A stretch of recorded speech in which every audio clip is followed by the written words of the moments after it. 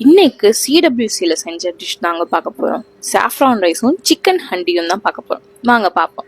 இப்போ சாஃப்ரான் ரைஸ்க்கு ஒரு பேன்ல பட்டை, கிராம்பு, பிரிஞ்சலை, ஏலக்காய், பச்சை மிளகாய் எண்ணெயில் போட்டு வதக்கிட்டு அரை வெங்காயம், இஞ்சி பூண்டு விழுது போட்டு நல்லா வதக்கிக்கோங்க. கூடவே 2 கிளாஸ் தண்ணி ஊற்றி நல்லா பாலில் ஊற வச்ச சாஃப்ரானும் அப்புறமா உப்பையும் சேர்த்துட்டு கொதிச்ச அப்புறமா ஊற வச்ச 1 கிளாஸ் அரிசியை லாஸ்ட்ல நெய் ஊற்றி வெந்ததும் தம் வச்சு இறக்கிக்கோங்க.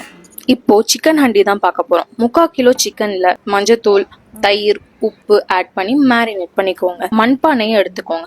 மண்பானையில நீங்களும் சமைச்சிங்கன்னா அவ்வளோ சுவையா இருக்கும். இப்போ மண்பானையில வெண்ணெயை சேர்த்துட்டு பட்டை, ஏலக்காய், கிராம்பு, மிளகு, கசகசா, ஜீரகம், சோம்பு இதெல்லாம் ஆட் பண்ணி வதக்கி அப்புறமா பச்சை மிளகாய் 1/2 வெங்காயம் போட்டு வதக்கி இஞ்சி பூண்டு விழுது 2 தக்காளி ஆட் பண்ணிக்கோங்க. நல்லா சுண்ட வதங்கணும். அப்புறமா கஸ்தூரி மெட்டி, காஷ்மீரி சில்லி பவுடர், மஞ்சத்தூள், ஜீரக பொடி, சோம்பு பொடி, கரம் மசாலா, கொரியாண்டர் பவுடர் இதெல்லாம் சேர்த்து வதக்கி லாஸ்ட்ல உப்பு சேர்த்துக்கோங்க. அப்புறமா 8 கேஷ்யூ நட் அண்ட் கொஞ்சமா கோயாவையும் சேர்த்துட்டு மிக்சியில ஆற விட்டு நல்லா அரைச்சிக்கோங்க. ஸ்மூத்தா இருக்கணும் பேஸ்ட். அகைன் கடாயில எண்ணெய், நெய் விட்டு ஜீரகம், கொஞ்சமா கிராம்பு, பட்டை, ஏலக்காய், பிரிஞ்சலை ஆட் பண்ணிக்கோங்க.